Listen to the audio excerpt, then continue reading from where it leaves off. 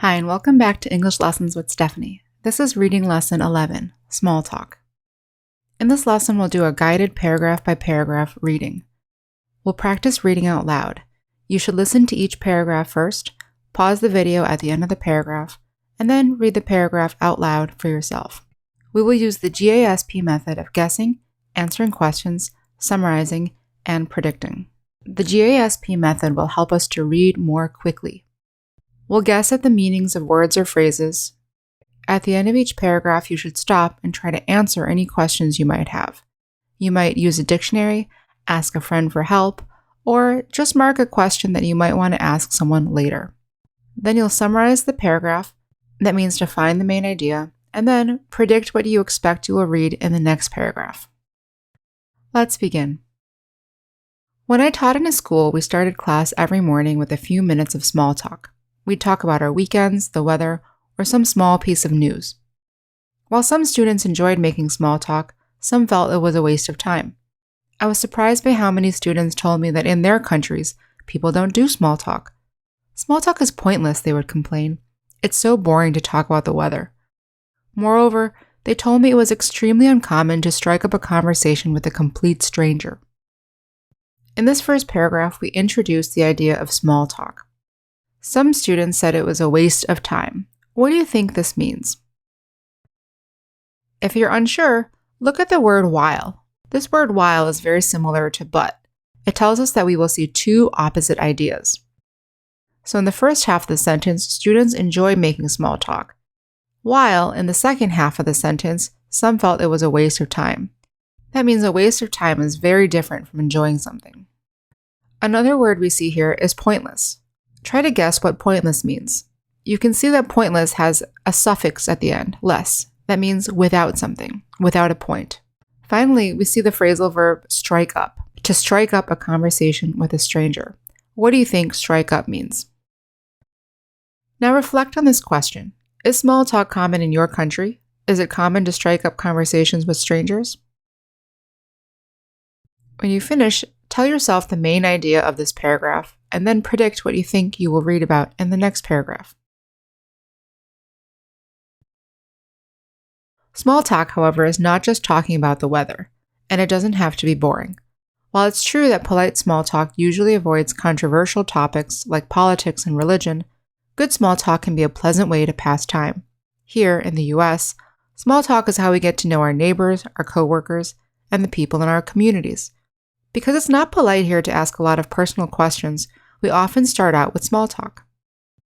In this second paragraph, we talk more about the details of small talk. We see the word controversial topics. If you don't know what controversial means, you can guess that it has something to do with politics and religion because of the word like. So these are examples of controversial topics. What do you think this means?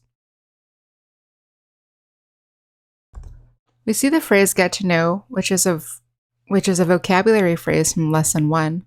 When we get to know someone, that means we start to know them, or we have the chance to know someone. And then at the end, we have the phrasal verb start out. What do you think start out means? Is it different from start, or does it have a similar meaning? So what is the main idea of this paragraph? And ask yourself, what do you think we will read about in the next paragraph?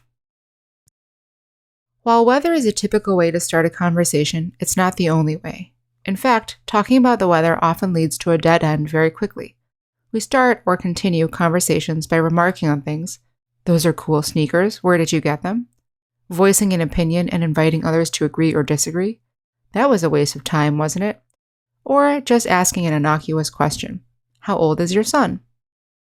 In the first sentence of this paragraph, we see the word typical, a vocabulary word from class 5. See if you can remember what that means. In the next sentence, we see the phrase dead end. Talking about the weather often leads to a dead end very quickly. What do you think this means? Take a guess. In the next sentence, we see the word remarking. We remark on things. And then we have these 3 sets of parentheses in purple. Those are cool sneakers. Where did you get them? That was a waste of time, wasn't it? How old is your son? What are the purposes of these sentences? These sentences are examples of what came before them: how we can remark on things, how we can voice an opinion and invite others to disagree, or how we can ask innocuous questions. So, if you're unsure about some words, you can look at the examples in parentheses and see if this can help you to understand the words that came before them. For example, in the second set of parentheses, it says, "That was a waste of time, wasn't it?" This is an example of voicing an opinion and inviting others to agree or disagree. So what is the main idea of this paragraph? It seems that this paragraph is giving us different ways to start a conversation, other than the weather. Can you think of other ways that you could start a conversation? Now predict. What do you think we'll read about in the next paragraph? When initiating a conversation, starting with small talk also allows us to size someone up. Do they nod politely then look away? Or do they smile and make eye contact? Do they prolong the conversation by asking questions? Or do they simply shrug and agree? Much of what we communicate comes from body language that, while silent, is more easily observed when talking. This is why we engage in small talk, not just with strangers, but with coworkers, family members, and before business meetings. It's a way to see how people are feeling without asking them directly. In this paragraph, we also see some questions. What is the purpose of the 4 questions in this paragraph? Who is asking these questions, and who is answering them? The first sentence tells us that when we're starting some small talk, we can size someone up. And these 4 questions are examples of sizing someone up. Asking ourselves if they nod and look away, if they smile and make eye contact, or if they prolong conversations by asking questions. And these 4 questions are examples of how we would size someone up. Maybe you're unsure about what sizing someone up means. Look at the word size. Does this word look familiar? What does it mean to nod, to smile, to make eye contact, to ask questions, to shrug and agree? If you're unsure about what these things mean, look at the sentence that follows it. It says here that we're talking about body language. Can you guess what body language means?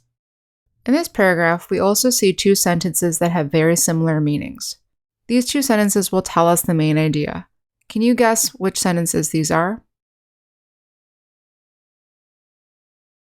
It's the first sentence and last sentence. These 2 sentences have very similar meanings. Before we move on to the next paragraph, take a minute to predict what you think we will read about. Sometimes small talk is just a brief exchange with a stranger that doesn't go anywhere, but sometimes we go deeper. Once we feel comfortable, we reveal personal information about ourselves without being asked. We talk about our families, our work, our opinions, and our feelings. In this first sentence, we see the conjunction but. A conjunction but shows that there are 2 opposing ideas in a sentence. What are these 2 ideas? The first idea is that sometimes small talk is just a brief exchange with a stranger that doesn't go anywhere. Do you understand what that means? Can you guess what that means if you don't? And the opposite idea is sometimes we go deeper. Think about what deeper could mean. Deeper will have an opposite meaning to a brief exchange that doesn't go anywhere. Oftentimes, when we see a sentence like this in the beginning of a paragraph, it acts as a bridge, a transition from the last paragraph to this paragraph. This is the idea that was in the paragraph before, and this is the idea that is in this paragraph, going deeper, talking about personal information, our families, our work, our opinions, our feelings. What do you think we will read about in the next paragraph? I got to know one of my closest friends while riding the train home from school. I met another friend while we were out walking our dogs. My husband met one of his best friends in a coffee shop, just talking about the city. Just like many conversations, most relationships start out small. What is the purpose of this short paragraph? Just like many of our past reading passages, this passage uses the first person, I. We see here that the writer is giving examples of how people can make friends starting with small talk. And the main idea is given in the last sentence. Just like many conversations, most relationships start out small. And again, we see this phrasal verb start out. Do you agree or disagree with the main idea of this paragraph? What do you think we will read about in the final paragraph. Whether you love it or hate it, small talk is part of American culture. If you live in a place where you regularly see other people, you will often find yourself in situations where making light conversation is expected. So try out some small talk. Who knows? You just might make a new friend. There is a 2-word phrase in this paragraph that has a similar meaning to small talk.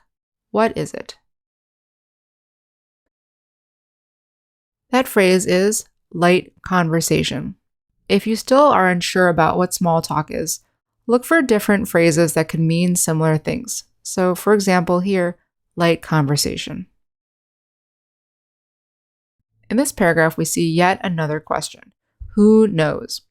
What is the meaning of this question? And how is the last sentence the answer to this question? You just might make a new friend.